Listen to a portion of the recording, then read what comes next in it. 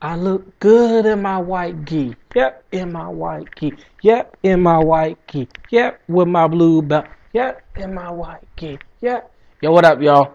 MMA Analyst here to do the my picks for Ultimate Fighter United States versus United Kingdom finale. Worst season of all time. For the record, I'm Canadian. I don't care who won. Americans, the UK dudes. I felt the fighters weren't all that good. I definitely don't think that anybody from this season is going to come out and be even like a Krzysztof Szynski where they're going to go on, win some fights in the UFC, do half decent. Definitely don't see any Rashad Evans or Forrest Griffins or any champions from this crew. Not impressed. Really was nothing going on the whole season. Last episode, I didn't even watch. I just watched the fights the next day. Woo! Glad this is over. Bring on Kimbo. All right. Main card, Diego Sanchez versus Clay Guida. I got to go with Diego Sanchez. Basically, he's bigger, he's stronger. I think he's going to be able to out Clay Guida, if you know what I mean. Clay Guida is all about, just trying to get in there and just be wild and just nonstop. And I don't think he's going to be able to do that to Diego. Plus, Diego's got a better ground game. Training with my boy Salo Ribeiro. Where's the patch? It's on my back. Anyways, yeah. Not going to happen for Clay Guida. It's a tough fight for him. I don't think he's going to be able to pull it off. Diego Sanchez will likely win this fight and get the title shot regardless of what happens in the title picture with Kenny Florian and BJ Penn. Next up, DeMarcus Johnson versus James Wilkes. I'm not even going to get into it. I'm just going to say I think Wilkes will win in a 3-round sloppy decision type of fight. Next, Andre Winter versus Ross Pearson. Gonna go with Ross Pearson. Next, Chris Lytle versus Kevin Burns. It's a pretty good fight. We all know Kevin Burns. Kevin I Poke Freddy Cougar Burns.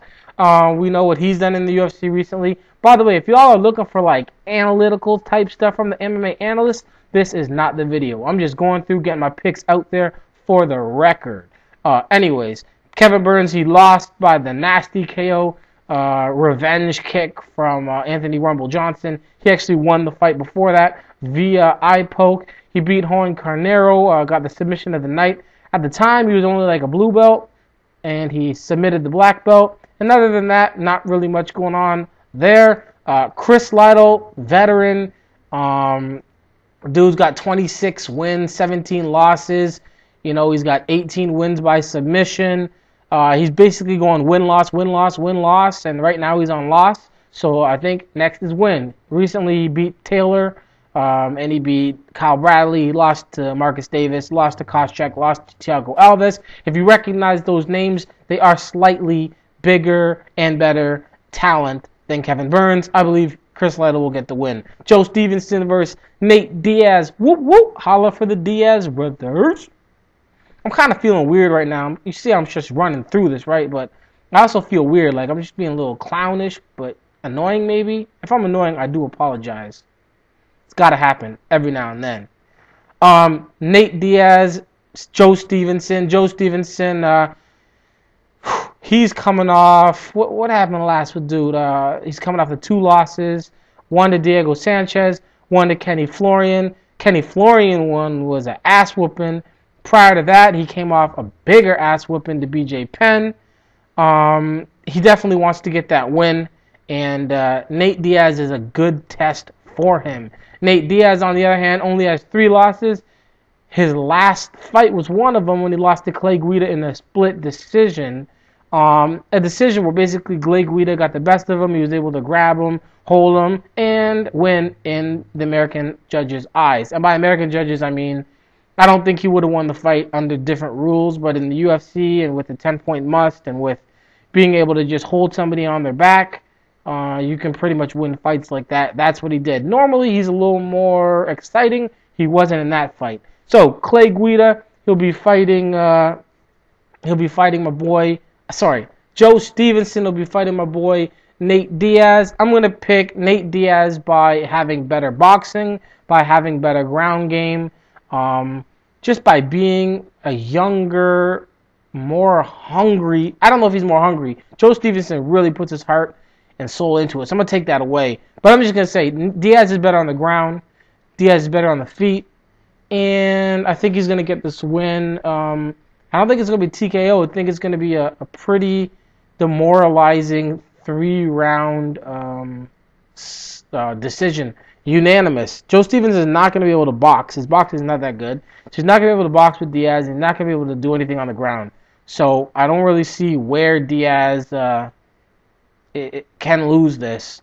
Other than maybe a lucky punch. But I don't know how he's going to get that close. Diaz would have to be absolutely crazy and lose his mind and just start flailing his arms and throwing these crazy hooks and stuff that, he normally doesn't do. Anyways, undercard. Gleison Tibau versus Melvin Guillard. What they doing this to Melvin for? Why are they doing this to Melvin? Melvin Guillard's ground game is where the issue is, and putting him against Gleison Tibau is just asking for a loss. It's basically like, Melvin Guillard, you're about to lose, and you're gonna lose to Gleison Tibau. Yeah, he's gonna get subbed. Do we really need to talk about that much? I don't think so. Brad Blackburn versus Edgar Garcia. Picking Brad Blackburn. Mike Cisnelevich versus Thomas Drawl. I'm going to pick Tomas. Frank Lister versus Nick Osuspek. The guy's name. Anyways, I am going to pick Nick. Frank Lister, he's a very tough guy, meaning he's willing to go out there and fight a lot, regardless of if he wins or loses. But he doesn't have much talent, unfortunately, according to me. But it's only according to me. Last but not least, Jason Dent versus Cameron Dollar. I'm going to go with Cameron Dollar. How?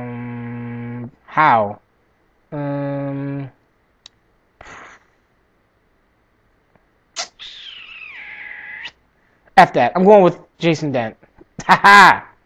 Change my mind. Jason Dent for the win. Decision. Alright, there you go. After this one, we can get this out of the way. It's nice to have some free, unexpected MMA for you. For me, I forgot this was happening. I know the show ends, and I kind of ignored this. So I was like, great, a card on the weekend, free. I'm all good with that. But yeah, we got some monsters coming up. We've got UFC 100, UFC 101, which is pretty good, UFC 102, which is pretty damn good. We can go all the way into all those. UFC 103, I think that's Shogun and Dude. So, all the UFC 100s looking good so far. Then we've got Dream 10, we've got Affliction, Trilogy, we got Strike Force. Damn, shout out to my boy, forgot his names. He's still my boy, though. Forgetting Choke the F out. By Cyborg. Oh my goodness. I know y'all seen the video. Just straight getting choked out. He's the one that kind of hooked me up with some stuff when we went to see Affliction, and he had the backstage pass, all types of craziness. He's in the game. I'm outside of the game. I can kind of see the game. You know what I mean? Every now and then I can sneak up to the game. But he seems like he's in the game, getting all types of interviews. And recently now, he got choked out by Cyborg. And not the man, the female. You know what I mean? Christina Cyborg. Watch your back, Gina Santos. So, MMA, y'all. It is important. A brand new gi. I can't really show the... Oh, snap. I don't know what that did to the mic. But, yeah, man. MMA, it's important. Peace, y'all.